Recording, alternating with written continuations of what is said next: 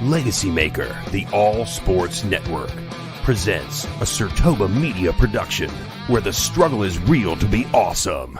5, 4, 3, 2. The wait is over.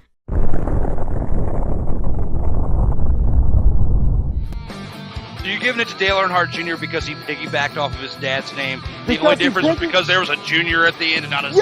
Yes, and Okay. because the fact is, Drew. Point with, oh my God. I had Miami Heat winning last night. I was upset too when they lost this with you because of the fact of what you. Get your popcorn ready. It's time for the In or Out sports debate with your hosts, Kyle Nash of the three-point conversion and Drew Willingham. Hello, everyone. We are live with episode 62 of the In or Out Sports Debate. I am your host, Drew Willingham, along with this week's special returning panelist of the three-point conversion. He's also the host of the Student of the Game as well, a man who knows the UCF Knights very, very well. Welcome back, the man known as Fitty, here on the In or Out Sports Debate, the one and only Kyle Nash. Welcome back to the show, brother. Turn my mother-loving mic up. I got my beer. Yep, my man here. My man, I'm ready to rock and roll. Let's go ahead and get this thing started. And as you know with this show, when we get things started, we have to acknowledge the Vault of Fame. Acknowledge me.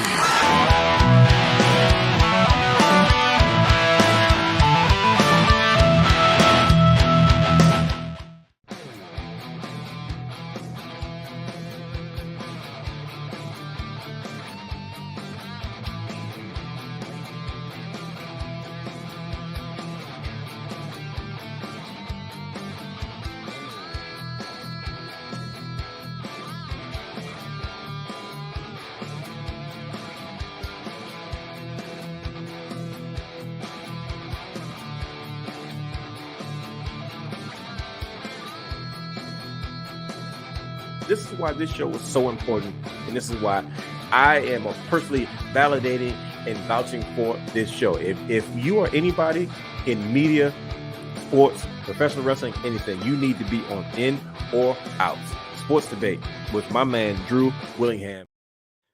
That's right, you guys. That's the Vault of Fame of the In or Out Sports Debate. We are here for episode 62 with the one and only Kyle Nash.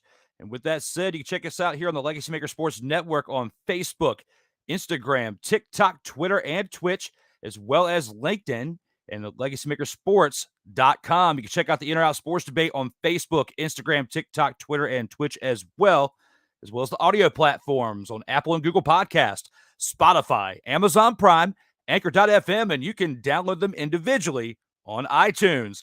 Check out The Struggle is Real to Be Awesome, SIRTOBA Media at Facebook, Instagram, Twitter, and YouTube. Check out the video production company that brings you these videos on a weekly basis for the In or Out Sports Debate. We are here for episode 62. The one and only Kyle Nash is back, live in action, here to get us started, man. How have you been since the last time you were here on episode 50?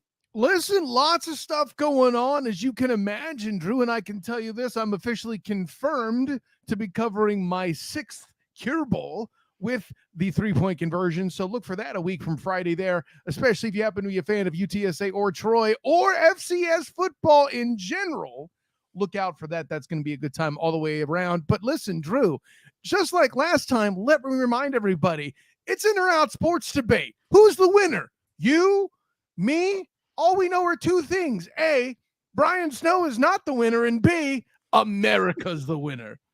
You know, man, I'm going to have to get a trios episode with the two of you on here at some point. Now that you say that, it's going to be a blast.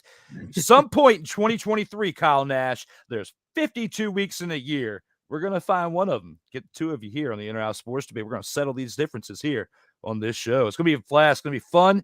Sports action. Speaking of that, we have 5 rounds with a hidden bonus as well. Let's go ahead and get things started, my man, with round 1. Round 1. And Kyle, with round 1, we talked about the Colts the last time you were here with Frank Reich, ironically.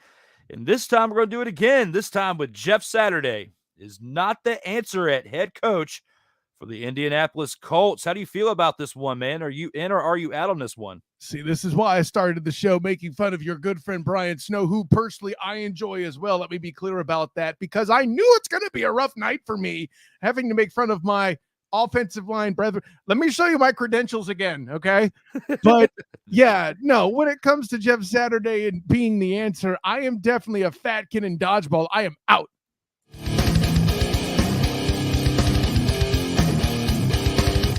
Wait, before my apologies, but Jeff Saturday is not the answer, so you're actually in. I am in then, yeah.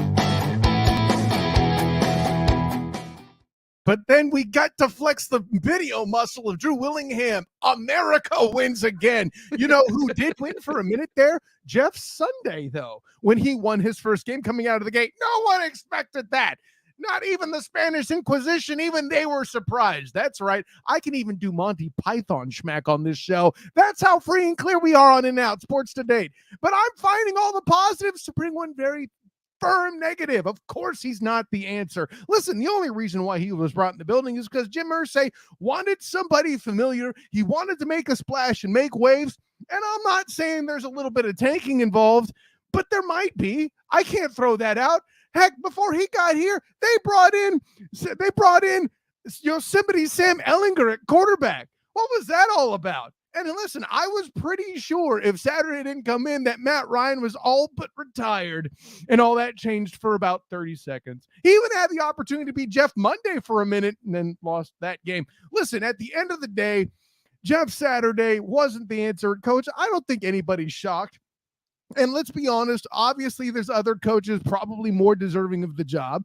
And when Jeff Saturday is let go as the acting coach, they'll bring that guy in the building. And by the way, for anybody who's hinting at Byron Leftwich, if he wasn't able to put up with the front office in Jacksonville to take that job, which was a fit, not only because he just played there, but because they had a lot more going for them, he's not going to come into Irsay's house and deal with that silliness. No offense to any of my good friends out there, Chris Lewis and Mike Patton, who had that theory. I'm just not feeling it. So at the end of the day, it ain't Saturday, but I don't really have a good idea who at the moment, if I'm being honest. But hey, somebody's going to take the job. That's inevitably the truth, right, Drew? Absolutely. And this team does have some hidden talent in there. It's sad. I mean, Matty Ice definitely not the answer at quarterback for this team. And, you know, I don't think Jeff Saturday is as well. I agree with you. I'm in as well. Biggest factor in this, Kyle, is they got hammered by the Cowboys the other day, 54-19. That is a routing.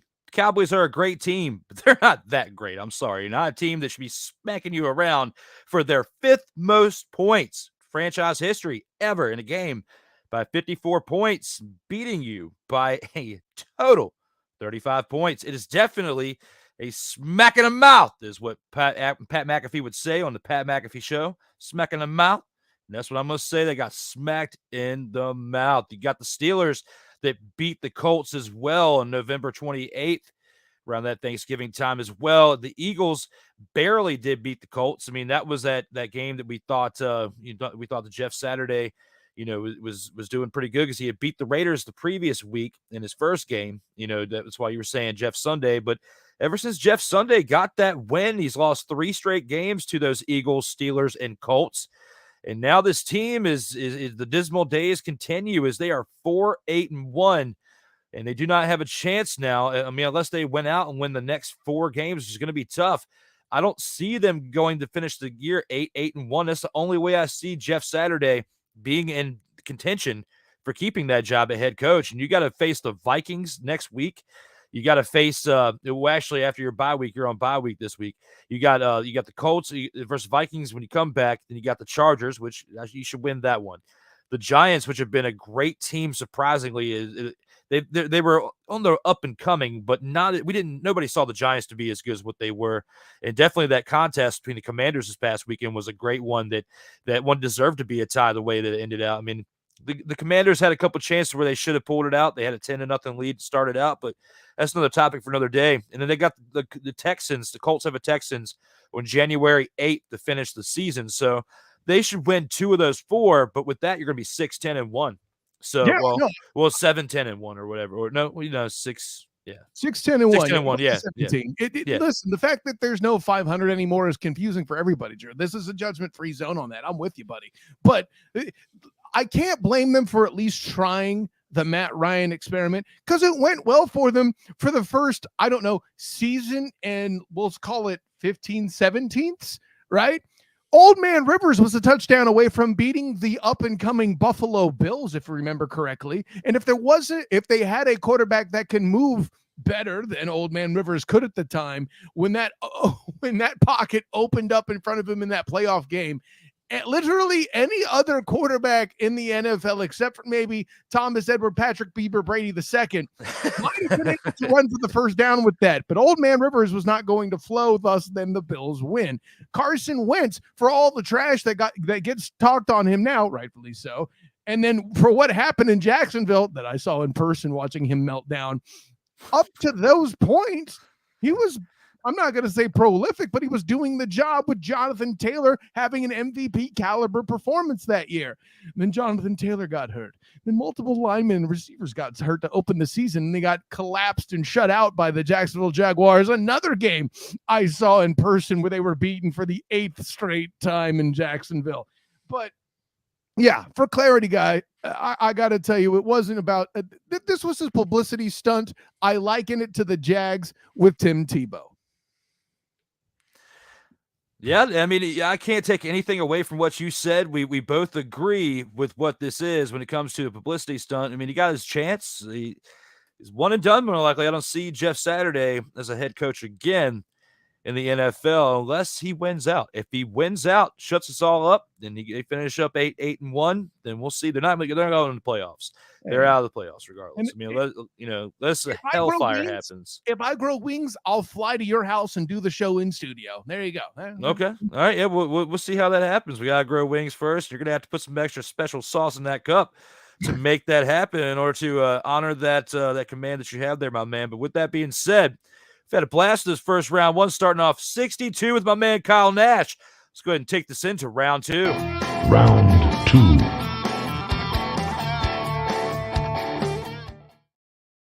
And here with round 2, a team that Kyle knows very well. The UCF Knights will earn their 10th win of this season against Duke in the Military Bowl coming up. How do you feel about this one, Kyle? Are you going to go homer on me? You going to lay the facts out? What you got? You in or are you out on this one? Here's my whole thing. Listen, I know I cover the UCF Knights for the Black and Gold Banneret.com, part of Sports Nation or SB Nation. But here's my whole thing. At the end of the day, there's a lot of mitigating factors. I'm currently out.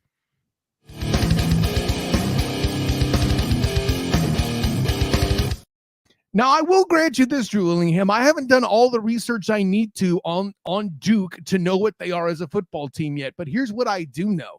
I do know that the UCF Knights are in a very unique position where they already have suffered a number of transfers. No, that doesn't make them unique. I'm getting to that part later. Listen, Ryan O'Keefe being out the door is their best, or I should say at least their favorite receiving weapon, a guy who in space goes into warp speed in a fashion that's Spaceballs worthy. No, not Star Wars worthy, Spaceballs worthy. That's right, ludicrous speed. That's what I'm getting at. And he can make a play as long as you can get him in space. Trust me, I done seen it. Then over and above that, Mikey Keene and that whole situation with him coming in. Yeah, I know he's the backup quarterback and all that, but he was a good change-up option for them out of the quarterback position. Their remaining quarterback behind John Rice Plumlee is Thomas Castellanos, a true freshman who just ain't ready. And I'm going to have to pull what I call my best Lucifer Morningstar. If you saw that Netflix show, I tried to tell you, but you wouldn't listen. Castellanos isn't ready. He's a young man. Give this guy an offseason, and he may have the opportunity to come light years because he's grown some already in garbage time play that we've seen. That all being said, John Rice Plumlee is very unique in one particular aspect as a quarterback. UCF is better when he comes into a game with a potential head injury versus a potential hamstring injury. That was the difference in one Tulane game versus the other. The second one, of course, being the conference championship for the American that you saw UCF lose, Drew. But what's interesting, and I don't know what to make of yet, is he had probably the best passing performance of the entire year. Did you just say John Rice Plumlee threw the ball well? Yeah, he kind of did. Granted, the stats are tough to observe because it happened in the later half of the game where Gus Malzahn, as the coach, only had one option left. Use a broken quarterback or a quarterback with a broken hamstring to run the football, which Tulane had disproved. Use a deer in headlights, which Thomas Castellano was at the moment, or take a shot, let the kid throw the ball some. Well, that actually got them within 3 points, Drew, but unfortunately still short because the defense had easily their worst game of 2022. But then again, there's so many other questions, bud. Like, what's going to happen with Isaiah Bowser? Will he play in the bowl game to increase his draft stock, which I can completely think is a good move for him? Or is he going to opt to sit? He does have a little bit of an injury history. I think he's trying to shed that. The dude started taking Pilates. I asked him about this in press conferences early in the year, and he said there's a whole lot of stuff he added to his regimen to stay healthier, to run the football with less injuries and less nicks through the season. Not to mention RJ Harvey coming up big as a good change of pace back as well, doing that whole thing. But you got to love Isaiah Bowser still doing his thing, being able to protect as well as run the ball and catch out of the backfield. Easily the most versatile running back in UCF's backfield, Drew, and that's why Gus Malzahn has constantly told us that he is NFL worthy. I'm not shocked to hear that. Like I said, I need to do more research about what Duke is as a football team before I can confirm that they're really all that in a bag of chips. But that defense needs to do some more. They've already lost some pieces. Devontae Brown, their top corner, for example, out the door. Jeremiah Jean-Baptiste, one of their starting defensive ends, the statesman of the defense, he's declared his transfer, and there could be more to come if you can't imagine anything scarier as a UCF Knight as far as that defense goes. That being said, if John Rice Plumlee could be the healthiest he's been in weeks, Drew, because he's a physical style quarterback. Here's the problem. When Gus Malzahn says, hey, he's like Cam Newton, and the dude's 5'10" and plays center field in baseball season, that is not 6'3" and 200, and I'm going to say 30 pounds because I don't remember Cam Newton's numbers off the top of my head. And I'm fairly certain John Rice Plumlee hasn't been in a car accident with a chipped vertebra to take an NFL game 2 weeks later. And I'm not saying I dislike John Rice Plumlee. The kid is a joy. He is worthy of a man hug because he is a quality human being. I love listening to him talk, but this is going to be a tough go for the Knights. But that being said, if they beat an ACC team in the Power 5 on their way to the Big 12, that is a statement. That's not beating the Florida Gators in the Gasparilla Bowl with a true freshman quarterback and Mikey King great, but it says something, Drew. Absolutely. Absolutely it does. And, you know, for someone who knows that team very well, I have to trust your take on this one because they have definitely struggled here since November, and I'll get to that here in a second. That's why I agree with Kyle. I'm out on this as well.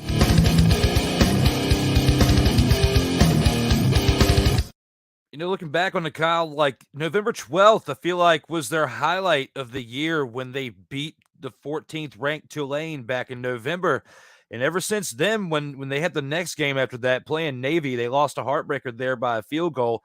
I feel like that's what set the tone for what was to come for the rest of the season as they barely beat South Florida by a touchdown or whatnot, November 26th, looking back into how that game ended right there. And then you get kind of smacked around this past week against Tulane, getting that revenge against you for what you did to them on the 12th for a team that's been ranked up there in the top 25. I mean, when you look at how UCF has played this year, you know, there's been some ups and downs. Got smacked around by East Carolina. You barely pulled through against Cincinnati. With Memphis, you beat them by a touchdown. Like, these are all close games. When you look back at Temple, though, you beat them 70-13. That was probably the Super Bowl of the season, but when you look at probably the most meaningful game, I look back in November 12th and beating the 14th ranked Tulane, who, you know, as I just previously mentioned, they had gotten their revenge after that. He did beat SMU, 41-19, and Georgia Tech 27-10. You started the season out hot, but ever since the first half of the season, the second half, ever since that Tulane game, that was probably the one of the very few highlights of the second half of the year and of the entire year in general. I mean, you broke everything down between injuries, staying healthy, the transfer portal, everything. And Deion Sanders even said it his best when he was leaving Jackson State. He didn't want anybody to just jump into the portal because people don't always make it through the portal. They die in the portal. And that's something that we really need to pay attention to when we're encouraging people to be making a decision that could impact their next year or two of eligibility. So if you get a better chance of staying where you're at, you might as well stay there. Deion elevated himself, as he says, and went to the next level, when it comes to coaching. Definitely started out at a great spot, did a lot for, a lot of different ways for Jackson State and beyond. But when it comes to the game of football and making changes, they're going to make a lot of changes within themselves to get this win over Duke. Duke's not a team to be taken lightly when it comes to football. They produced a starting quarterback in the NFL, New York Giants, and Daniel Jones. I mean, can't put it past them. They could be potentially making some more moves to produce some other good NFL players here along the lines. They don't have a powerhouse like Georgia, back-to-back undefeated seasons, making the number one ranking in the college football playoffs. And I do agree with that, and we'll get into that here in a little bit when it comes to the college football rankings. But I tell you what, man, the UCF Knights started off hot, but they definitely have been souring to this last half of the season. Right. And I mean, listen, to open the season, of course, you're going to look pretty hot playing some teams like FAU and South Carolina State. I get that. But there's also some elements too. The ECU game that you bring up was another problem that was still somewhat prevalent in the Gus Malzahn era at that point, in about a year and a half. And that's traveling on the road out of state, something that this team hadn't done well to that point. He was 1-5 after that game.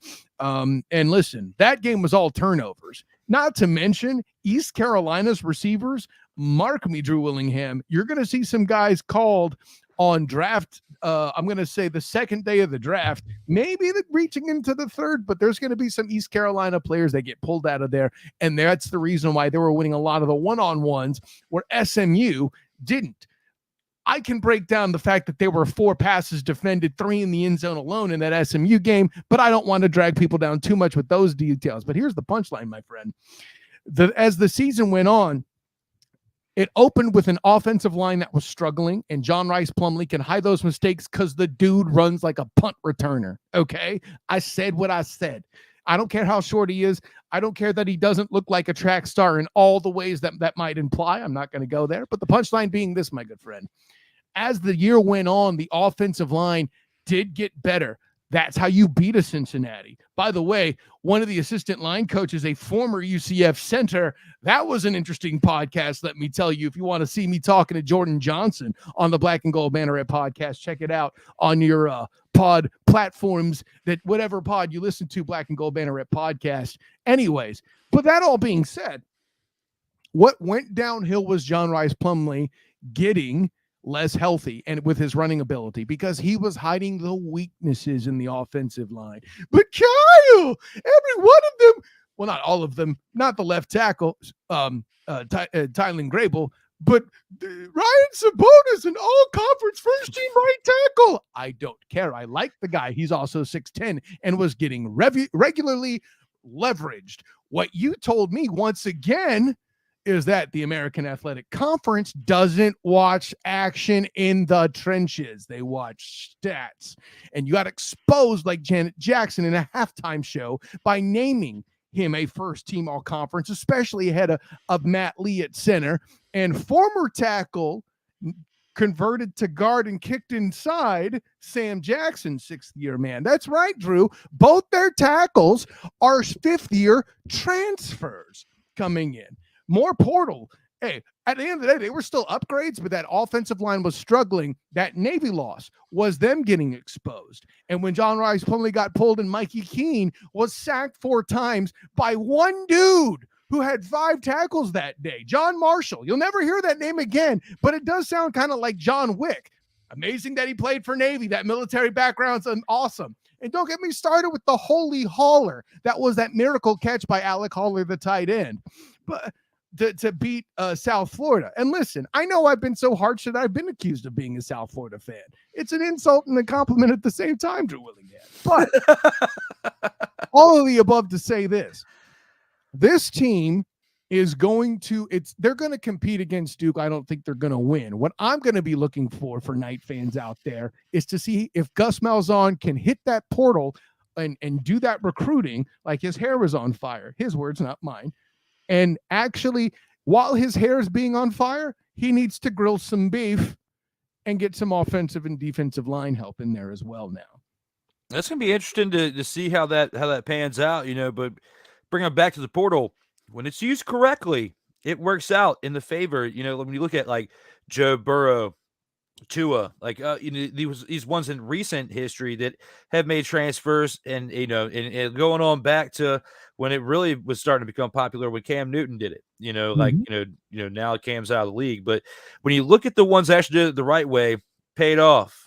But there's been ones that have actually jumped and have not made it to live through on the other side. Ones that have had potential. You mean like the Dylan Gabriels and the Jalen Robinsons? Interesting. Yeah. I mean, it's time will tell if there's any recovery there. But, the one thing I do know, Kyle, we've gone through 2 rounds so far, and we have got some breaking news that we have to announce here on the In or Out Sports Debate.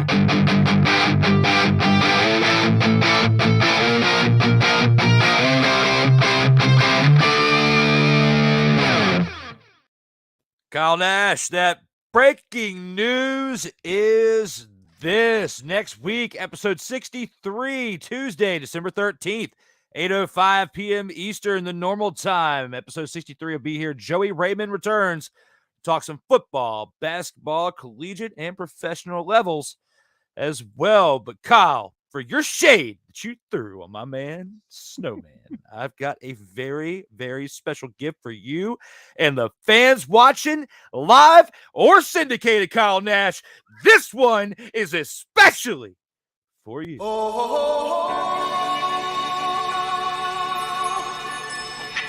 Everybody was kung fu fighting. Those kids were fast as lightning. In fact, it was a little bit frightening, but they fought with expert timing. Get ready, Kyle Nash. Next week, episode 1 of the Sports Senseis Unleashed. Victor Locke, I know you're watching. This one is for you and Derek Medea, the two of you, with your suggestions for the name. We collaborated. Snowman agreed. Snowman Digital Media's Sports Radio Network will be providing this on a weekly basis, Mondays.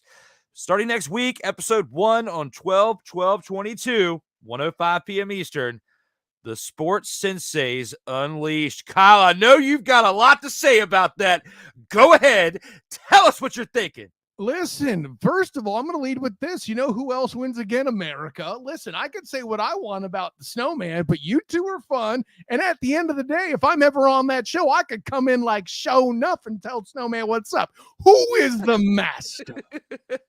Throwing it out there. Oh, man. Snowman and you in 2 days have gotten me with a great laugh. And for that, I'm going to give the fans what they want, Kyle. I'm going to give this to them one more time.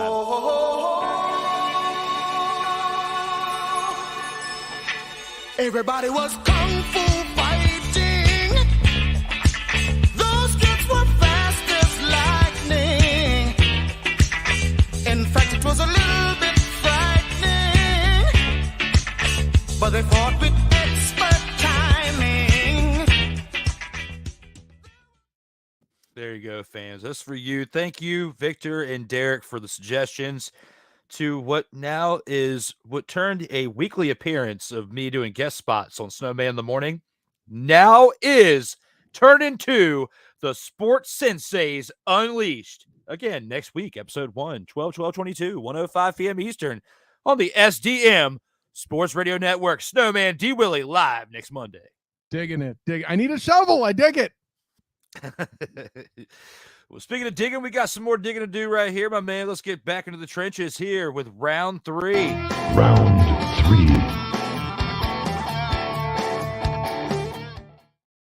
Here with round 3, a team that Snowman himself, it's great how that worked out. Just right after that, we go back into the 49ers.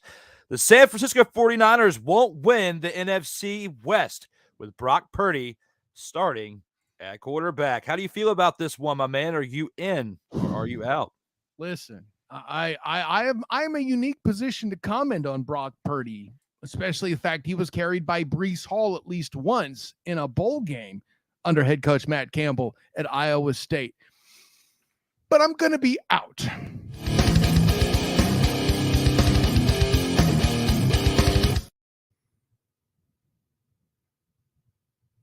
See, at the end of the day, it's not so much because of Brock Purty that I have the issues. The rest of that roster, pretty solid. I dig it like a shovel.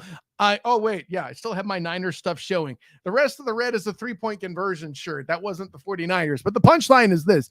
Here's what I love: the fact that as Mr. Irrelevant, he's the first one to throw a touchdown. That's the Shanahan life. That is Kyle Shanahan doing his thing. And for all the morons out there that want to try to tell me he's a bad coach, he's not. Okay? You bring Matt Ryan to a Super Bowl. Anyways, the punchline being, the Niners have a squad that is going to make the playoffs. Unfortunately, I think the Seahawks have just that much ground gained here. And I know Geno Smith, and they've lost games. Listen, at the end of the day, the Niners have two basic problems: their style of play and keeping people healthy. The whole reason they lost to the Falcons was they were literally down 13 starters, for goodness sake. How do you work with that? Oh, but Kyle, they have weapons, and one of them is more injury prone than a lot of others. Yes, I'm calling out Christian McCaffrey. The one thing they got going for them is they are spreading the love around. McCaffrey, now that everybody's uninjured for generally the most part, is going to be sharing the load instead of carrying it. Yes, including at one point Baker Mayfield, who's now released.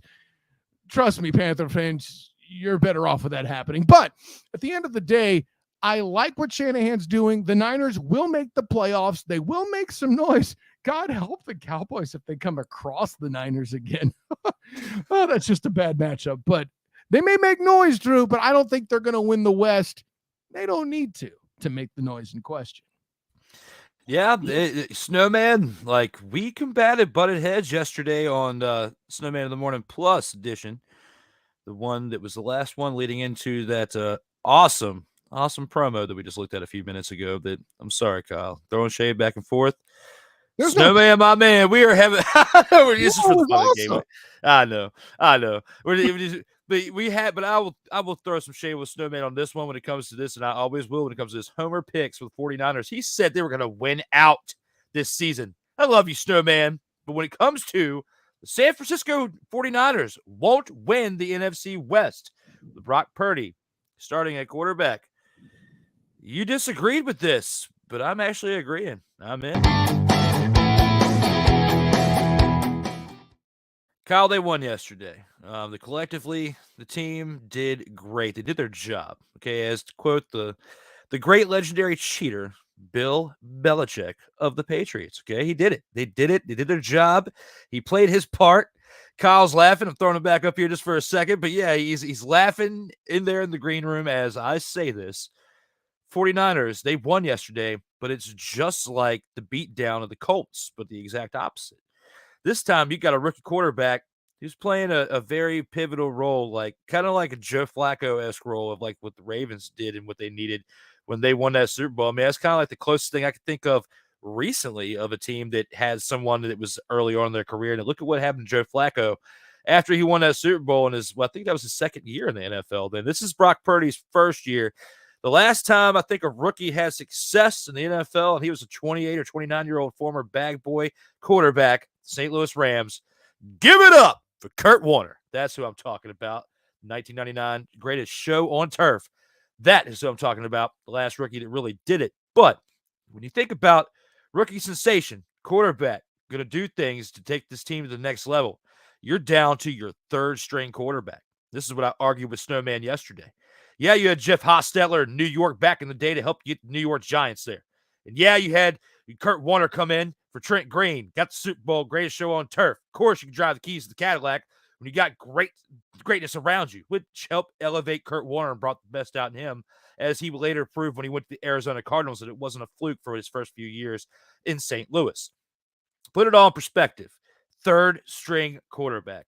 Snowman wanted to argue with me, Tom Brady. Well, you know what? Thomas Edward Patrick Brady II was a second string quarterback when he came in for one who shared my name, Drew Bledsoe. So when you think about all of that in perspective, when was the last time a third string quarterback came in, had success, and won out. When you think about the San Francisco 49ers, Kyle Nash, you see Seattle Seahawks and the Buccaneers as your next two teams. Buccaneers next week, Seahawks after that. My team, the Commies, after that on Christmas Eve. Then you got the Raiders after that, which, of course, you're going to win after that. And you got the Arizona Cardinals after that. So when you think about the remaining schedule for the 49ers, Snowman thinks he's going to win out 2 weeks ago. Well, no, hell, last week, Snowman, you were saying the Commies are a team that you are afraid of. Now you're telling me with your third-string quarterback now, you're going to beat them when you were that hype about having Jimmy G come in and beat him, who was a second-string quarterback, which he isn't really a true second-string quarterback because of everything. I'm just saying, but on depth chart starting the year, it was Trey Lance. Taking the L was Jimmy G. Now you got third string, you got old Purty in there. I don't know if it's going to be too Purty for you, Kyle Nash, Snowman, and all of you that are hyping up the 49ers.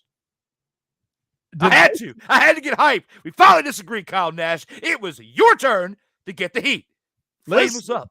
I mean, first of all, I mean, it sounded like Snowman got more heat. You're melting that dude. I'm over here like, yeah, like, who's I love you, Snowman. at it? Hey, Brian, do you hear this? No, like he's my roommate or something. First of all, before I go into my next little bit, I want you to realize that Snowman and I have worked together before. He was in position where he covered a UCF game on my behalf on the road in Cincinnati and did a fantastic. Did you know he was a good writer, Drew? He is an excellent sports writer. Let me tell you this for a fact. If he ever said to me, Kyle, get me a writing thing, get me credentials to something near where I am, I'm there. I got this dude's back. That being said, my good friend, the hot take artist, might be going a little far on winning out. But here's the awkward thing. I can see why he thinks it's possible. It's not going to happen. I am not going to do what a lot of fools did with the Eagles. Oh, they're going to go 17-0 because the schedule's easy. Something's going to go wrong. It's called life in the NFL. I can't sign off on that. But the schedule isn't exactly the most unfavorable either. Listen, you mentioned the list of suspects. And as much as your red tails, sorry, Commanders, are Commies, Kyle Nash, formerly known as the REDSKINS. First of all, I love that you can spell. I mean, I'm less impressed that you can spell than Jets fans and Eagles fans, but that's a whole other question, Drew Willingham. What I'm trying to say is this: your red tails, yes, it's a missed marketing opportunity. Deal with it. Wouldn't be the first thing that Dan Snyder did wrong. Anyways, so Sean Taylor. See, I'm still not over that, Kyle Nash. Still not over the fact that he's a mannequin, soccer cleats, Sean Taylor. What in the father is going on? Are they smoking devil's lettuce? I don't think so. Probably crack or meth. I don't know. You tell me. We got to come up with what's going on over there, because that is a travesty to what Sean Taylor did for that team and for that league in a very short time. Look at the Pro Bowl. That and the community, bro. Listen, I marched in marching band with and played pickup football with one of his cousins, man. I'm with you. You're bringing this up on a debate show. Yet again, we're agreeing. You're effing up the rotation, Drew Willingham. No, but let me get back to it. Like, again, you make a great point. I get that. Build on it. Like, let's make this a possible teaching mode. Build on it. Step your game up. Okay. Well, anyways, you expect me to believe the Seahawks are going to beat them. That's cute. You expect me to Geno Smith is playing great. I'm sorry, Kyle. Did you see the first Seahawk game? And I don't blame you if you didn't. But 27-7 is a real thing. Here's what you're leaving out, Drew. You're talking about a third string quarterback. In the words of Thor in Ragnarok, is it though? The whole situation with Trey Lance being there, they were testing him out because they had to. We all know talent-wise, he was probably still a second string at the start of the season. This is why Raphael Haynes thought it was okay to talk trash about his Bears winning when he's going to still be watching them at home when the Niners are in the playoffs. But I said it. And shouts to controversy Raphael Haynes, by the way. But with all that in mind, Drew, I'm not prepared to say that this team is out of playoff contention at all. Now, I'm with you.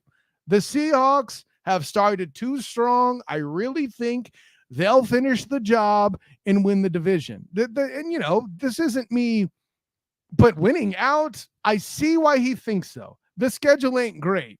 Isn't it funny how McDaniels, when you take the S off, it's suddenly a good coach in Miami, like just like that.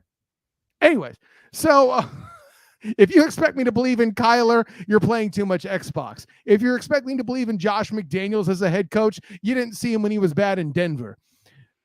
I'm not going to talk trash on your Red Tails because they're actually, in my opinion, the most intimidating group on this bunch, leading me back to the Bucs.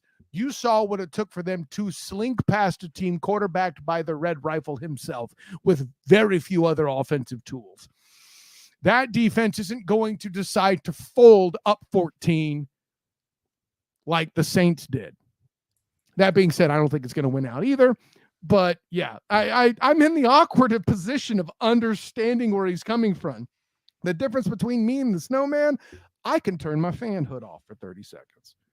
I love you, Snowman, but they aren't winning out. And that's why I had to just let it out. It's my show, it's my platform, letting it out here on my nice new mic in the studio, guys. Which is oddly enough 49er colored. Anyways, I was looking at it more towards commie color, but hey, my apologies if I was misleading with my microphone. With that, speaking of comments, man, we have got some fans' comments we got to acknowledge here for the midway point of the show. Let's go to the Media Mayhem.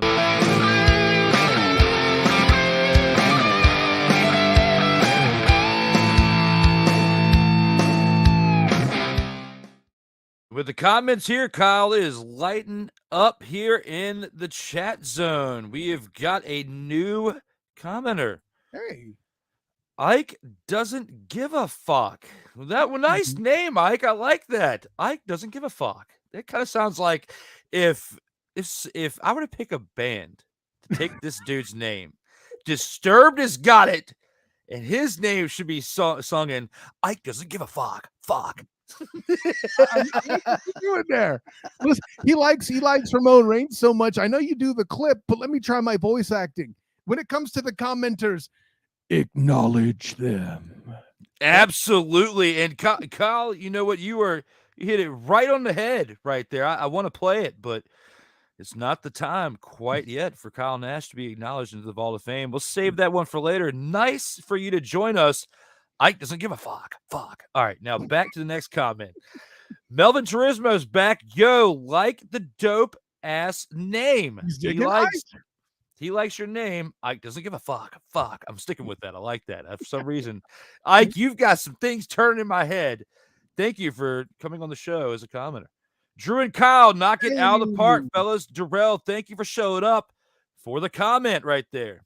One and done, my man. Ike doesn't give a fuck is back with respect, clapping for Melvin right there, shouting out to him with the dope ass name right there, says Melvin.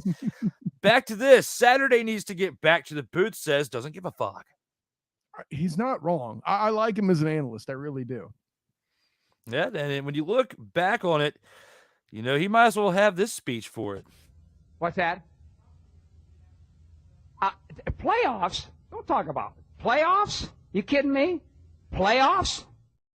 Sorry, Jeff. You need to handle the truth. You can't handle the truth. I think he can, though. I think he can handle it, though. Nathan R. Jessup and a color-appropriate Jim Mora Sr. God bless America, Drew Willingham. Hey, man, you know I try to have the arsenal ready to go for our times here. On our fun time here at Internet Sports Debate, episode 62, Melvin Turismo is back with Jeff Saturday. Get his job back at ESPN next year, in or out? Are you? You know what? Let's entertain this for Melvin. Are you in or out on it? He gets his job back at ESPN next year. Listen, if I were any further in, I would be trespassing. You know, for all the sellouts that don't give enough love to the beef. Love seeing a center actually doing it and being able to put two words together and not relying on drawing and saying boom every 30 seconds. That's right. That's some John Madden schmack. Deal with it. I said it. Hey, man! I know you're taking a shot at the great one with old John Madden, the video game, but you know what? Actually, I disagree with you, Kyle Nash. I'm out.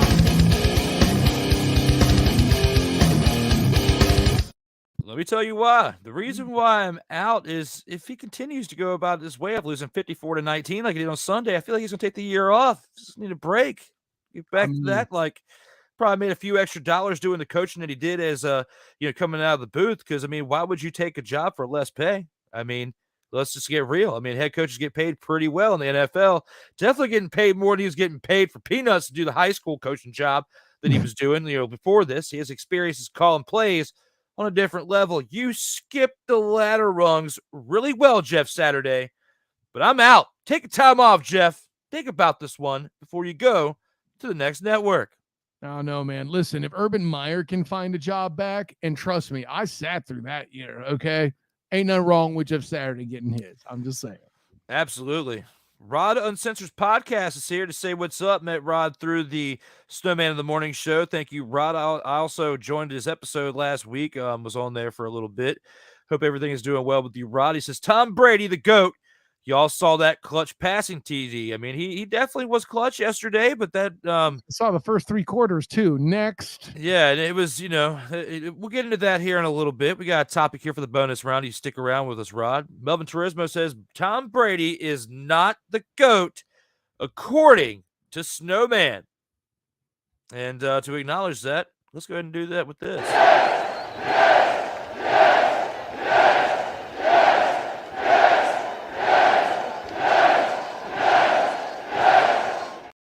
Snowman says that Tom Brady is not the GOAT. What?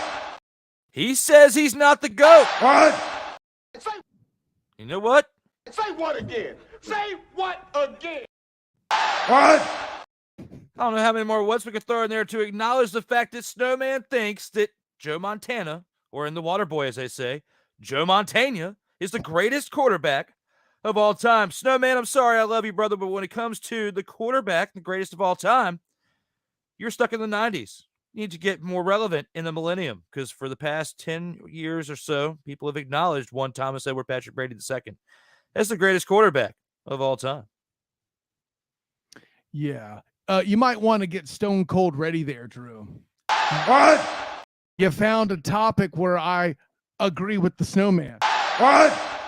I agree with the Snowman. What? I agree with the Snowman. What? This is talent as a producer, by the way, ladies and gentlemen. Let me pull you behind the curtain. That was all from the hip, and your guy, Drew Willingham, was all over it. Kind of like Tom Brady throwing an interception in the clutch and nobody wanting to talk about it. I'm sorry, what? Say what again? Say what again? I couldn't, Kyle. I couldn't. I just couldn't. I'm sorry, because if I go too hard, if I lay it too thick or I lay it too thin, this guy's going to show up and do this. You're fired. And then the crowd does this again.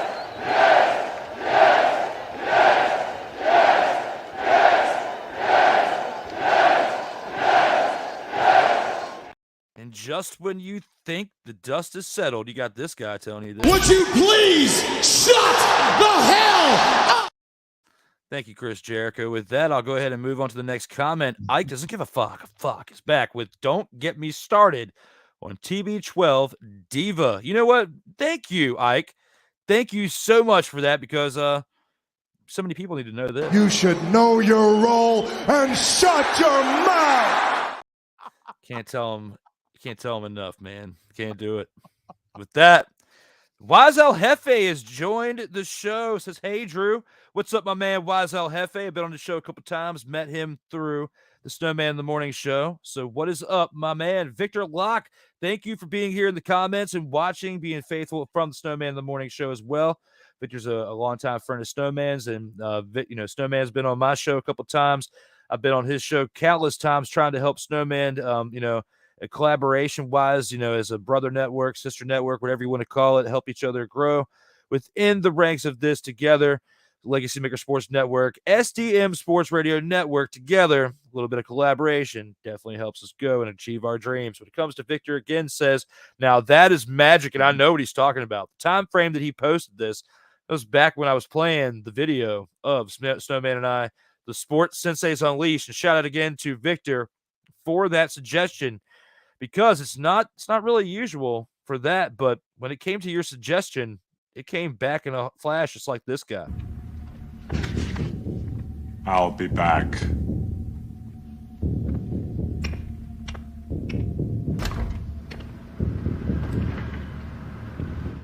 And so will we next Monday. Thank you, Victor, for that, to help out with a little bit of that magic. A couple more comments we got left here. When it comes to Ike doesn't give a fuck, is back with 49ers win. I can't stop doing it. 49ers win Super Bowl with Purty this year. Wow. He's pulling. Okay, so let me tell you this. Obviously, I don't agree. I'm just not that optimistic.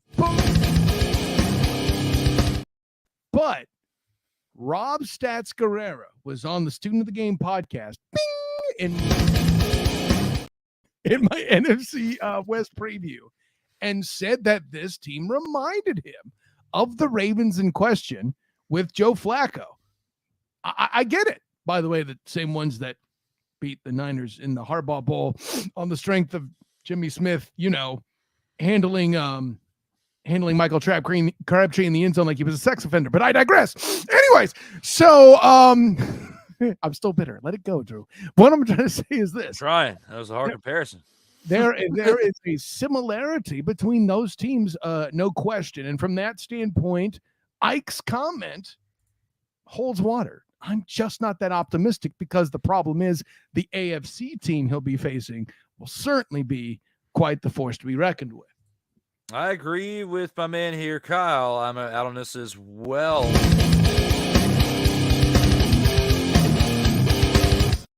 Enough said. Ike doesn't give a fuck. I can't do it. I just can't do it anymore. You get one more. Doesn't give a fuck. All right, there you go. So when it comes to Melvin Turismo, Mike smoking with Snyder, I guess that means sorry, not sorry, if I were to take a wild guess. So, all right, there you go, Melvin. Ryan McCarthy's here. Shout out to Ryan McCarthy's here for being in the comments. 49ers won't win out during the stretch, but they will win the NFC West and be a dangerous team in the playoffs. That's a good take. I agree with most of that, just not the win out part. Yeah, I don't agree with Snowman on that either. I think Snowman was messing around, joshing with me yesterday on the show. Have to go back and listen to it again. My Snowman, he'd be sneaking stuff in there sometimes. So he definitely snuck that in. As far as winning it out, I don't agree with that. Snowman is a 49ers biased. Of course he is. Of course he is. Of course he is. But this is what's going to happen to the 49ers eventually, whether it's early on in the playoffs or before you even get there, if you don't get there at all.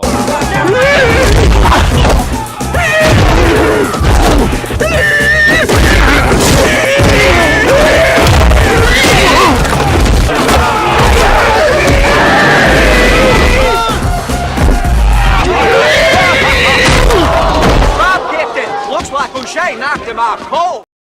That's what they're going to happen to them. They're going to get knocked the blank out. Sorry about that, Snowman. That's how I feel. I saw highlights of upcoming Taylor Heineke against the 49ers, but you do you, Drew. Yeah, absolutely. I mean, I'm going to keep doing it.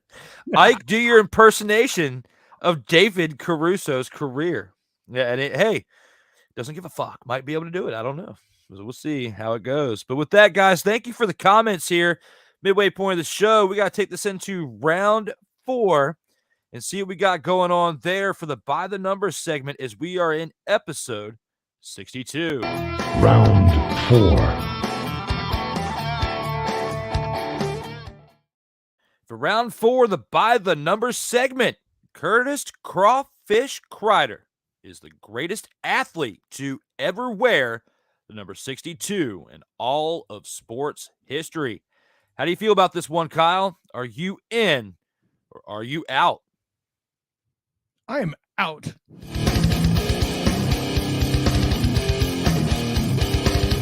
First of all, I respect on your show how you and some guests cover NASCAR and do so pretty well from what I can tell in my limited purview of the event in question. That is a motorsport.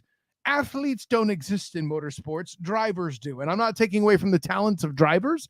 That is skill and tactic versus athleticism, okay? At the end of the day, somebody doesn't have to run a 40 in 5 seconds or even 4 seconds or 6 seconds or anything to be able to drive a car well. Hell, once I recover from this beer, I can drive a car well with the proper training. However, an athlete is somebody who can get really strong or really fast. Check this out, Drew. Let's go to the genetics lab, okay? We're going to take a guy who's an elite tight end in the league, okay? He blocks well, he catches the ball, and moves down the field in great fashion. But what if I want a guy who has the football smarts like this same entity that I described that's the super great tight end, okay? Then I make him bigger, but I put him at center so he could read blocking schemes at a Super Bowl elite level, pull and make blocks down the field, and dominate guys in front of him that are upwards of 350 pounds. Wait, what? Oh, that would be a Kelsey. Jason Kelsey, Travis's brother, the guy who already does a podcast with the tight end in question. You better bet. And by the way, you're lucky this isn't episode 63 because I would be making Jeff Saturday references left and right. He would have been a candidate despite his coaching fails, but at 62, thus, I have a Kelsey. I'm not picking an Eagle to insult you on your show. It's because number 62 was kind of limited. I got to be honest. Kyle Nash, I love how you so eloquently gave love to the NASCAR, threw shade on it at the same time, and then just swooped right on in there and just delivered probably the greatest description of the other Kelsey of all time. You did it very, very well and eloquently. Regardless, even if I had picked the other side, you would have convinced me based on your discussion of how you delivered that. You should be selling the greatest. You should be selling gold bars, my man. I can't put my finger on it, but that was the greatest sell job. But I was already previously out on this as well. I agree, though. I'm out.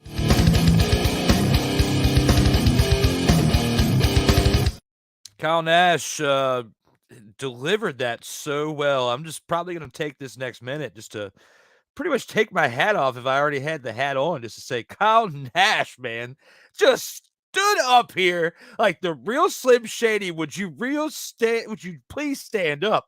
Kyle just did it. And he did it like he was writing a book. Stephen King in the house. Great job, Kyle Nash. I love it. You just came up here. You painted a picture. Picasso, Stephen King, Kyle Nash in the same sentence. I cannot take this in any other greater situation because I don't think I've ever agreed with someone and spent the entire time selling another person rather than the topic of what we're on. Curtis Crawfish Crider. Had never heard of him before until I researched number 62. But when you think about his achievements, I mean, Curtis Crawfish Crider was in NASCAR for quite some time. Hall of Famer, but we got other Hall of Famers in the name of Kelseys that are yet to come. As long as they behave off the field, which they will continue to do so, they do podcasts kind of like what we're doing. They have a great time talking the ins and outs, pardon the pun, of the NFL. So when you think about what they're doing and giving back when it comes to entertainment with that, you think about what Kelsey has meant to that Philadelphia Eagles team as the heart of that offensive line, leading them to a Super Bowl because Nick Foles, I'm sorry, give him a statue all you want to. He's not the reason they won a Super Bowl. He might have performed well in that game to where he was the most valuable player of that game, but not that season, not to what got them there. Carson Wentz would not have won that Super Bowl had he been healthy enough to play in it, as he's proved time and time again as he tried to reinsert himself with the Eagles after that Super Bowl. Didn't work out. Go to Indianapolis last year. Team lays an egg. I don't really completely blame Carson for that, except for when he broke or snapped both ankles on one play, which I was very, very critical about during this offseason, leading up into this season. But what you see with what you got in Washington, you have to give it up to Heineke. And with this, I have to give it to Kelsey as the greatest to ever wear number 62 in all sports history. I don't necessarily agree with one Kyle Nash when it comes to NASCAR drivers shouldn't be considered athletes because they got to eat cucumber ice cream just like Thomas Edward Patrick Brady II, just to put the suit on, just to be aerodynamic enough to get that car in the turns, which I'm going to have a special NASCAR topic for you when you return because of that. No, I'm not saying I disrespect what they do either. Let me be clear. I know that the gids are a thing. By the way, since you don't have a hat to tip for me, let me plan to be flexible. Thank you, sir. But no, and I don't do that to throw shade at NASCAR in and of itself. But listen, there are people who want to try to tell me golfers are athletes, and really, you should blame them. That's why I have to somebody who's like, do you think golf is a sport? No, it's not. It's a game. Well, then is NASCAR a sport? I guess not. It's a motor sport. Listen, by the way, I'll give you this too. You know who I respect in the NASCAR world? The damn pit crew. Those guys. Anyways, pit crew is the heart and soul of that driver, because without a great pit crew, you're not going to keep a great spot in that field. And you're not going to get the parts you need to keep you going through that race before the race even starts, or even when things wrap up. You got to get ready for the next one. NASCAR, very pivotal. We will talk about that in another day. We've covered this round 4, Kyle Nash. Let's go ahead and take this into a very, very, very special bonus round. I cannot wait to hear what you guys say about this one. Surprise, motherfucker. That surprise is this. Thomas Edward Patrick Brady II should play for another team if he doesn't retire after this season. How do you feel about this one, Kyle? Are you in or are you out on this one? First of all, I would get the fork ready for Tom Brady's career. I do think he's done, but on the outside chance he's not, I'm in. Listen, what's been the case when it comes to the success of one Thomas Patrick Edward Biebert Brady, or whatever we're going to call him with all those names? Listen, he's got more names than like some sort of royalty or something with many blah, blah, titles. What is this, Game of Thrones? By the way, you notice that Tom Brady's hair's starting to look like the hair on Arnold Schwarzenegger in that Terminator clip, Drew? Anyways, what I'm getting to is this.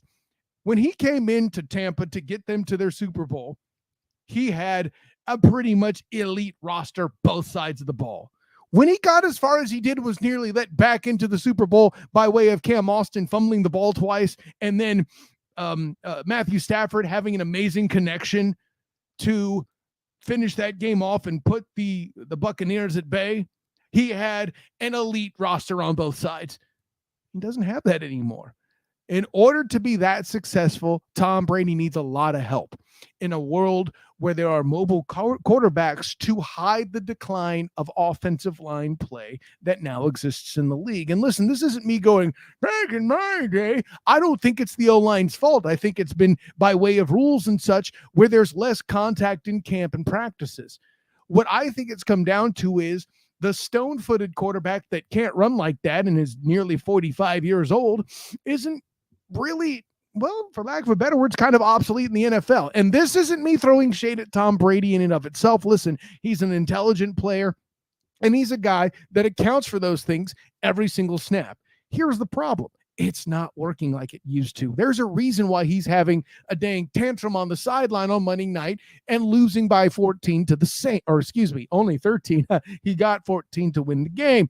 But losing like that to the Saints, who were hapless on offense. This was a team that started Jameis Winston at one point. That's what I'm getting to. And you beat them. You scored less than 20 points doing it. And not because your defense is good per se. You're at a place where you're winning games in a division that may very well have a losing team representing it in a format that you now has 7 playoff teams in it. And you're going to host a game with a losing record. You know, like the Seahawks with Marshawn Lynch. Here's the thing. You're hoping the other team has enough injuries to account for the fact that you're going to run, or in Brady's case, pass all over them. I don't think that'll happen necessarily. And maybe it will. The NFC is a weaker conference. But at the end of the day, if you want success in the future, Tom, if you decide to continue to play, you're going to need to do it somewhere else. And it'll be compelling to see where he goes. Yeah, it'll definitely be interesting with that, Kyle, and I definitely agree with you on this. I'm in on this as well. No, I don't know, Kyle. You threw Bieber up in there. That's kind of pretty insulting when you throw the Biebs up in there. Look at the direction of life that the Biebs has gone in. When you've got one marketable name such as Thomas Edward Patrick Brady II. And I hope that sounds great in stereo, this voice, when I said that. And I'll say it one more time before the show ends, but not right now. I'll deliver when I'm ready. But when it comes to this topic for old TB12, he does need to go somewhere else. There's some reports out there that he may even want to go back home. I doubt it. Why would you want to be 46 years old and work even harder than you did before you were there before? The team is not what it once was. And the sad thing is the Buccaneers have a lot of that same talent that they had from 2 years ago when they won the Super Bowl. However, things have changed. The complexity of that division has changed. The NFC, as a whole has changed. It has affected other teams throughout that conference. And now the AFC as well. So when you look at how things are going around you, you look at how that game was with the Saints last night. And, Tom Brady and that team had a chance to really take it over before things got out of control there at the end, and they had to tie it up with that comeback touchdown. And we already know how that happened for how things resulted after that, Kyle, for TB12. But he shouldn't even be in this position right now. They shouldn't be at this point in the season. They're a better team on paper, but Bruce Arians, steps down. This team is not performing as they once were. Should we be blaming it more on the coaching and not on TB12? Because Tom Brady hasn't played that bad this season. Just to throw it out there, he hasn't really played horrible. I can understand if he was having quarterback play, but he's 45 and he's still doing things that 25 and 30-year-olds can't even do consistently, and he's doing it. But the team around you, SUCKs. I'm sorry. It is what it is. Yeah, no, you mentioned the coaching. Also, injuries were devastating throughout the year. Leading playmakers missing a lot of time. The O-line, the most important element, I might add, of a Tom Brady success. They've been nicked up and different and adjusting all year. No, I don't think that Brady's the reason this team's bad. And if I left that impression, let me clean that up right now. As critical as I am of Brady, this ain't on him. Too much was asked of him. And brittle shoulders can't carry quite the same load. I don't put it on Brady. I think there's just been a lot of unfortunate circumstance going on around him. I see a lot of other cats leaving because of what's going on around him. Look for the Kyle Trask era. The fact that I can make that joke could tell you that the Bucs are in free fall pretty clearly. Where he should go next, I'm not exactly sure. But if there's another group out there that you feel like's a quarterback away, I don't know. Does he wear a Niners jersey? You're down to Brock Purty, and Grops is going to be on. Sheer irony of Tom Brady replacing Jimmy Grops would be hilarious. I don't think it's going to happen, but it's still funny. Does he end up in Minnesota? Do they finally realize that Kirk Cousins sucks? I don't know. I can't rule it out. Good roster, except on defense. I'll put it this way. I don't know that the roster currently exists where Tom Brady can thrive, but he needs a good roster to be a good quarterback. It'll be interesting to see and here you go, fans, one last time, what old Thomas Edward Patrick Brady II does these last 4 weeks of the season. But you know what, Kyle? I got one last surprise for you before we go to the final round. I've got another video to show you.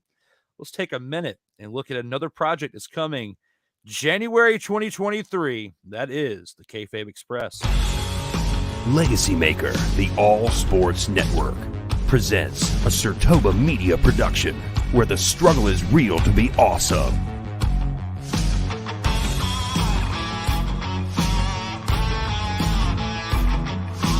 Acknowledge me.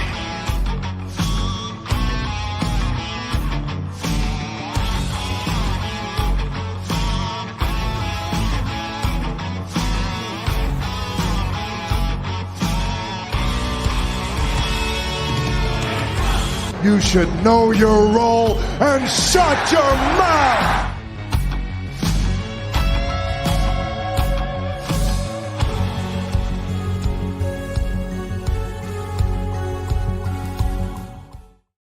That's right, Kyle Nash. Part of the inspiration for what we know as the Sports Senseis Unleashed that will be unleashed next week. We have the Kayfabe Express. That promo right there, we will be seeing that show, a wrestling show, come to the LegacyMaker Sports Network starting January 2023. So get ready, wrestling fans. Get ready, people within the sport of wrestling, as we will be doing our 101s and shows that will not be like the shenanigans we have here on the In or Out Sports Debate and Debate, but more inside the ropes discussion, for the fans, from the fans to the fans. So thank you guys for those of you who have been asking for a wrestling show here on this network. Your wishes are about to come true. And if you don't like it, I blame you.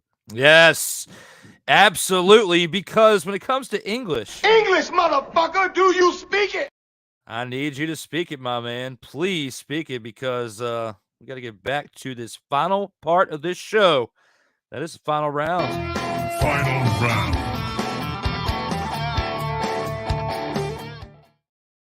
And here with the final round, probably one of my most favorite topics of this show, and that comes to this point, it is the Alabama Crimson Tide deserve their current ranking outside of the college football playoff top 4 this season. How do you feel about this, Kyle Nash? Are you in or are you out? As an SEC supremacist, this one hurts, but I'm in. The ranking I'm truly out on is Ohio State being ranked as high as they are, but that happened on the strength of other issues within the committee. I don't care how you got Notre Dame to 15th, but Marshall should keep them nowhere higher than 20, but that's not even the biggest travesty. Hey, listen, you getting Notre Dame wrong last year got the G5 into the top 4. I kind of let that one slide because that was justice of another order, especially with me covering a G5 team that got dissed in its own right back in 2017. But anyways, can somebody explain to me how else Ohio State is number 4? Oh, you mean beating Penn State, who is number 8? Look at that resume. Give me something great for number 8. The only thing that would make it more perfect for this analysis and criticism, Drew, is that they were number 7, because then I can ask, what's in the box? And make a movie reference. Penn State being ranked where they are is the real travesty, because that puts Ohio State where they are, and Ohio State shows SEC superiority once again, as it should be. You want to know who the biggest victim actually was in college football this year? Kentucky. Look at the schedule. You'll see why. I was amazed that Josh Heupel did what he did. And you know what killed him? Another SEC team. And they weren't done before they claimed the ACC as well. Sorry, Dabo. It wasn't too sweetie. At the end of the day, though, because they did what they did with Penn State, they doubled down on their own stupid and put Ohio State in. So I can't be angry about Ohio State. I understand where Alabama is, but I'm bitter about the Penn State ranking because that's the reason why. That's a pretty good take with that, Kyle. And I mean, it's going to be interesting to see how they react to that and come back next year and see it. But when it comes to them deserving what they got, for the second time since 2019, they are out of the college football playoffs. I'm in. I'm 100% in, Kyle Nash. Can't say enough of it. When you look at this whole perspective as a whole, I mean, they can't be so sour about it. You finished in 5th, and you're the highest among teams with 2 losses. So when you look at the top 4 and you look at how things are broken down, and you've got the teams of Georgia, who was undefeated for 2 years in a row, of course, they deserve their spot at number 1. They're the reigning, defending CFP champions. Then you got Michigan there at 2 with what they've done, of course, being undefeated as well. Shout out to Lamont Thomas, the LegacyMaker Sports Network, for being an avid fan of the Michigan Wolverines. You deserve to be at 2. A team that surprised us all, Kyle Nash, Texas Christian University, TCU, at the number 3 spot. Even with that loss, they still kept their spot within the top 4. They deserve it. They've had a great year, hell of a year. TCU at that number 3 spot, I have to agree with the way that this is. Now, this is the pick that people are going back and forth with because of how this team has been throughout the season, especially how detrimental that one loss was. That's Ohio State being in the top 4. There's some teams that are crying Alabama should be in the top 4 and Ohio State should be out. At the end of the day, Alabama lost 2 games. You see how sad Nick Saban looks at the bottom of this picture, Kyle Nash. Bring you back up so we can see how sad he looks over there. I'm sorry. Saban, sad. It rhymes. Saban, sad. I like it. Keep it together. Doesn't rhyme, but double S. Saban, sad. Keep it there because I'm happy to see Alabama out of the playoffs. See, but is that bitterness or is that facts? And granted, people want to get mad at Saban for making the point about of the teams remaining, Alabama would be favored. It's the correct take. People are like, SEC bias. It's not SEC bias. It's meritocracy. Let's be clear about that. But listen, Drew, diss Alabama all you want. That's fine. Until you can tell me what's in the box for Penn State, I don't want to hear it. I'm dissing them because they're the reason we have a college football playoff, Kyle Nash. Oh, no, sir. As many times as they were handpicked to get to the national championship, they are part of the reason. Sir, Drew, I have not disagreed with you harder on a topic. You know what got us here is Ohio State getting into the BSC. I didn't get the letters wrong. I said them exactly how I wanted, Drew Willingham. The BSC in a scenario where they didn't have to play a game because they didn't have to play in a conference championship. That's what got the debate started in the first place. You were in or you were out, and they were out of the conference championship and then into the BSC, and they got in on the strength of not having to play an extra game. Just like they did this year. You can blame Alabama all you want, but I will tell you this, at the end of the day, when they were brought into situations where they may or may not have belonged, they still showed the hell out. And here's what I also know. Michigan beat them down. Alabama and their losses at least kept it close. You don't want to give them credit for that? That's cool. I appreciate that. You want to tell me play on the field matters. That's great. But play somebody other than your mom's state on your schedule, and Penn State ain't that either. Yeah, I mean, you combated that very well, Kyle Nash, but I just have to look at Nick Saban being the Bill Belichump of the NCAA. I'm sorry. That's what I'm calling him. I don't like Nick Saban. He is the ire of what we feel for Bill Belichick in the NFL. I feel that way for Saban, because there were so many hand-picked national championships. Now, the last ones they've gone to, they've earned it more, and they do shell out when they get there. I will give you that. But it takes a lot of hand-picking and some rubbing of these to get to that point. It's a little bit too much, Kyle Nash, a little bit too much for me, and that's why I disagree. Is there a little bit of bitterness? Possibly. Some of it's factual. Some of it's petty. I'm going with half and half of the creamer you put in your coffee. I'm sorry. Make a coffee joke too. That's perfect. But listen, Deion Sanders and the transfer portal disrupting it. Nick Saban's days and Ohio State's may be numbered. That's why you look at basketball and Roy Williams and Coach K are getting out of it before all these NIL deals and the portal really messes things up. And it's not just football that's getting affected. It's basketball, baseball. There's other sports being affected by the same deal because they're all collected into that same NIL deal. Oh, listen, dude, the portal was a thing. You mentioned NIL specifically, but the portal was a thing in all collegiate sports before it was in football. It's just getting caught up to the mainstream college sports fan because most of them follow football. It's just catching up with the state of the rest of the sport there. And listen, say what you will, it's brought parity in college football like no other year in a world where there's 130 teams in the FBS, right? Listen, Coach Gus Malzahn, former SEC coach, current UCF coach, said the very same thing. You don't have to believe me. You're going to diss a 9-year coaching vet? I don't think so.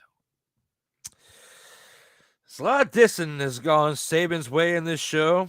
I'm sorry, my man. Double S sad Saban. I had to do it. I'm happy to see teams like TCU get to this point. Cool. You're right. And I know you feel some type of way about Ohio State. They're going to get smacked around by Georgia. It's going to be okay, Kyle. I'd rather see and maybe it's going to be better for us to see Ohio State get smacked around other than Alabama for this one.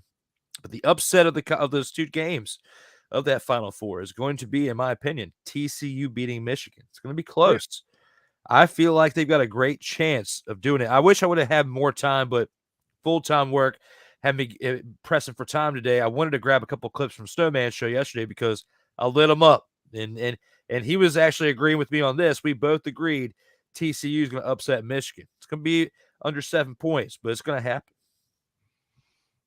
You know what? I'm just here for the best game. I'll skip Ohio. Well, and it's been said that Ohio State has a shot to compete because they're good at one thing that Georgia's defense isn't. And I'll give it that, but at the end of the day, if they get there, it's on the strength of the committee being unable to answer the question of what's in the box. It's going to be interesting to see what's in that box. And, we've got a few weeks left of this December to see what kind of preparation they put themselves through to get ready for these games, with New Year's Eve approaching for these final games that we've got for this college football playoffs. With that said, guys, we've gone through all 6 rounds of this show. We've got a little bit left, but before we get to that point, we've got to acknowledge something for Kyle. That is the Vault of Fame. Acknowledge me.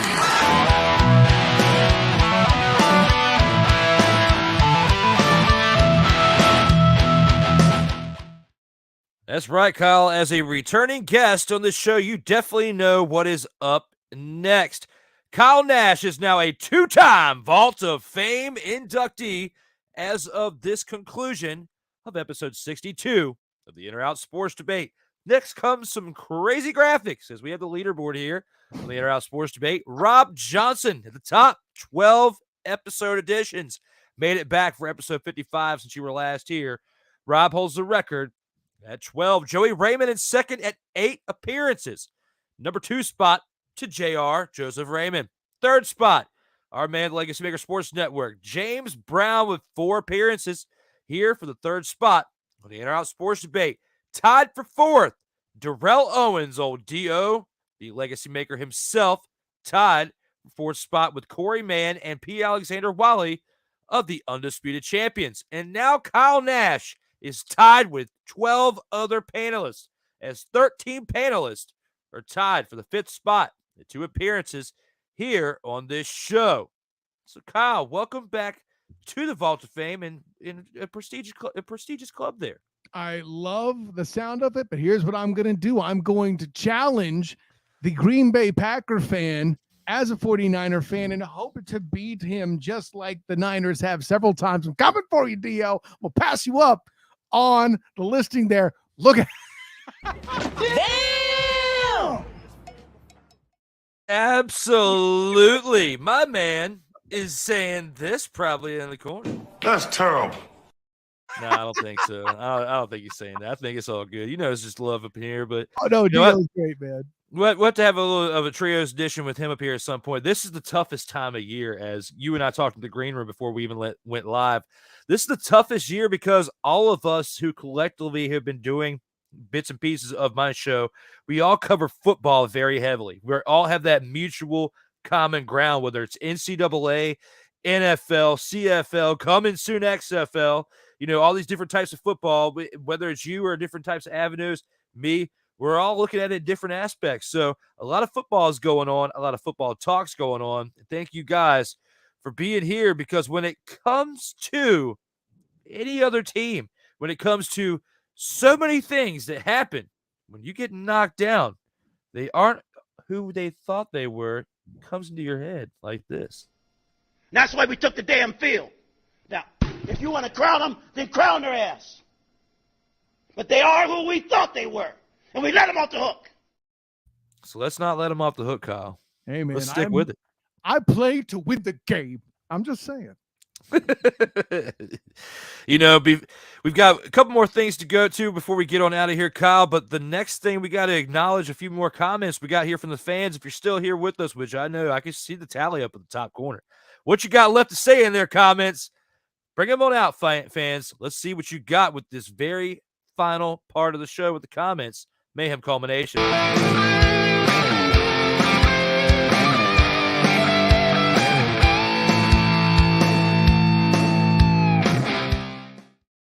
Interesting comments, Kyle. Doesn't give a fuck is back.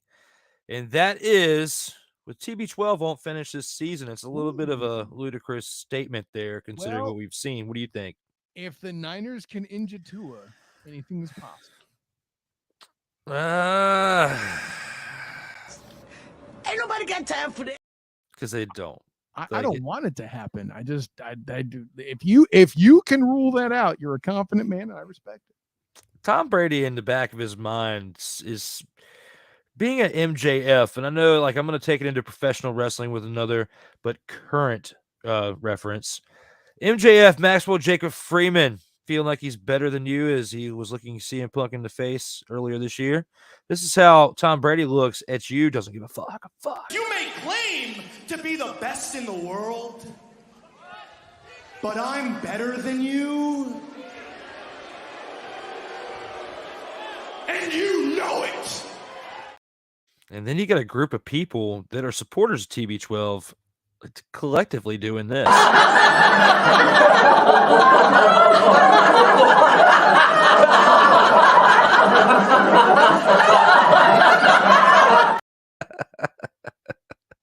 Just like I am too.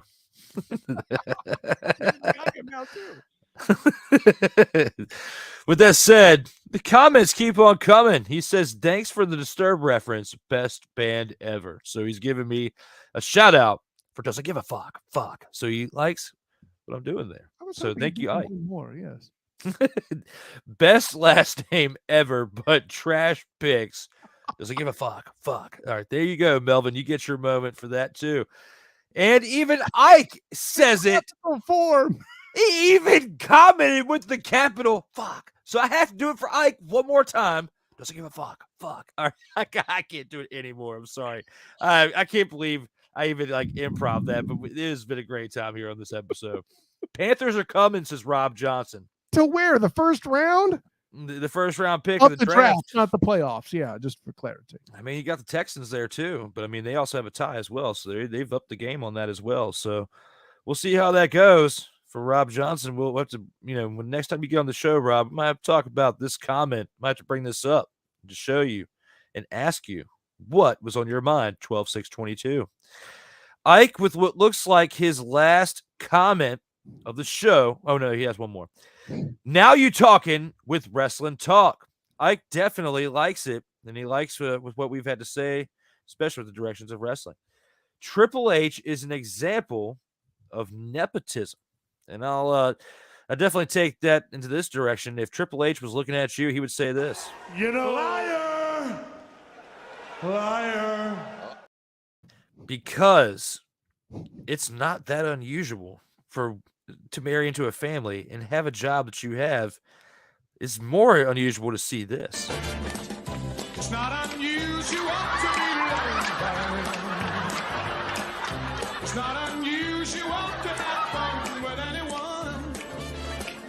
But when I see you hanging about with anyone. I'm not going to let the whole thing play. You guys can look at that on YouTube. So that was for you. Doesn't give a fuck. All right, well, that was it. All right, now we get back to comments. Rob Johnson, TCU will win the national title. I wouldn't dislike it, but that's a bridge too far for me. Rob, we'll see. We'll see, man. Like I'm not completely weighing it out. I definitely agree with Rob's pick, as Rob was saying it too. I feel it was like this is going to be an upset, but he doesn't see it as an upset. Neither do I. I feel like they can beat Michigan.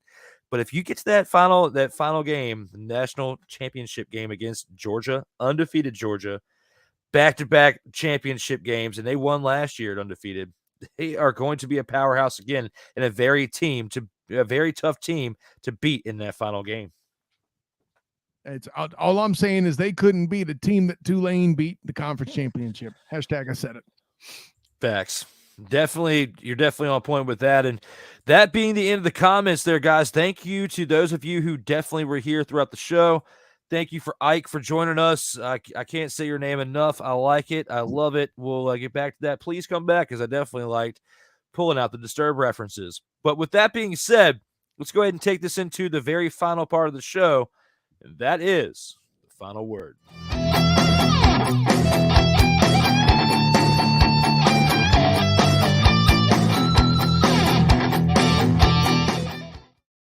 Kyle, out of everything that we've talked about on this show, all 6 rounds, just anything in sports in general, in life, what's on your mind, man, for the final word? Let's go ahead and let it on out here for all the fans to see.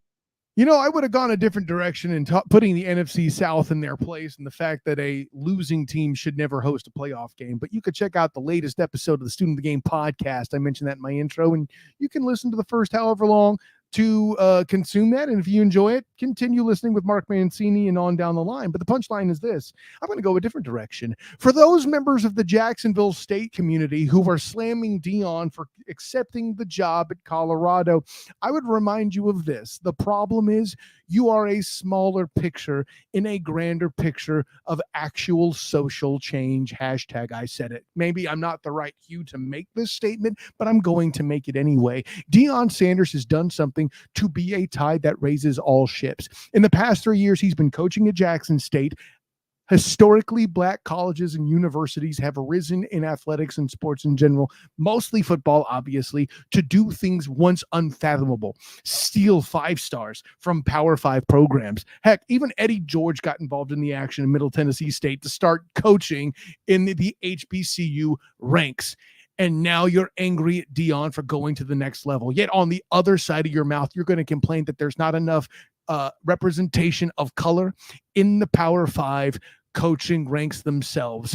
Deion is putting himself in a position to make a difference that'll make an even greater impact than anything he could have done coaching with the HBCUs, and putting the college athletic community in a place where there's not HBCUs, there's just CUs all competing to do great things for athletics and student athletes in the realm of college sports. And if that's something you have a problem with, ladies and gentlemen, you just might have to check a look in your mirror.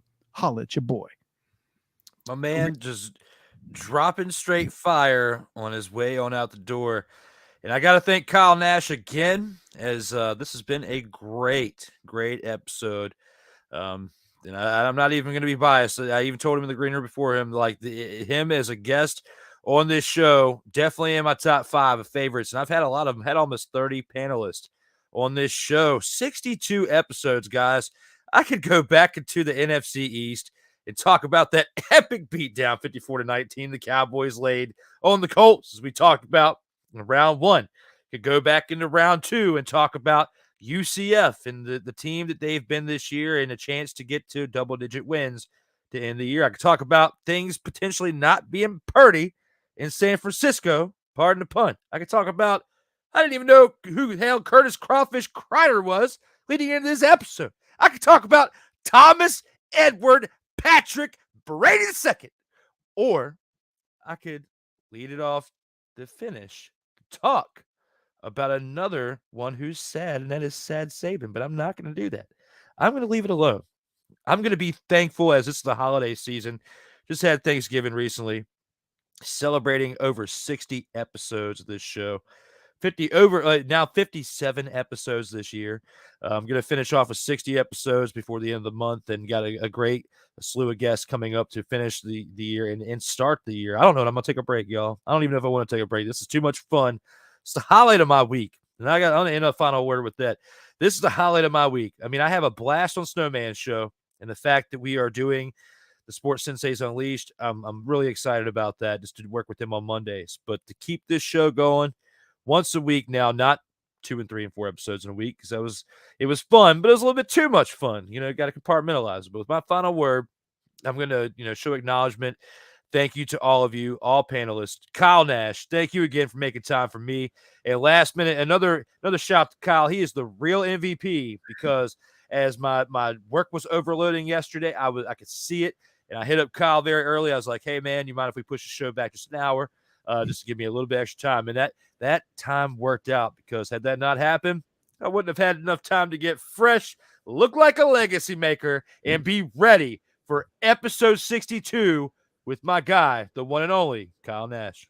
Hey, listen, as always, Drew, an honor, joy, and privilege, and I'm going to take the time to drop my good stuff. Listen, I am Kyle Nash, the student of the game. You can find me on Twitter at the SOTG. Find me on Instagram as the same, the SOTG. Find me on Facebook as the student of the game. Check out my writings with the 3-point conversion whenever I write and do my public service announcement. That is the Matchup Mania, to tell you which games are the most worth your time to watch in the NFL slate that week, or when I'm in Jacksonville covering the Jags in person in Jacksonville. Thank you, Ike, by the way, as I can continue on because I got talent. And of course, my work with the Black and Gold Banneret covering the UCF Knights, as Drew was so kind to give me a time to go up on stage and give you guys a little insight to. We'll see you in the Big 12 next year if you enjoy all of that.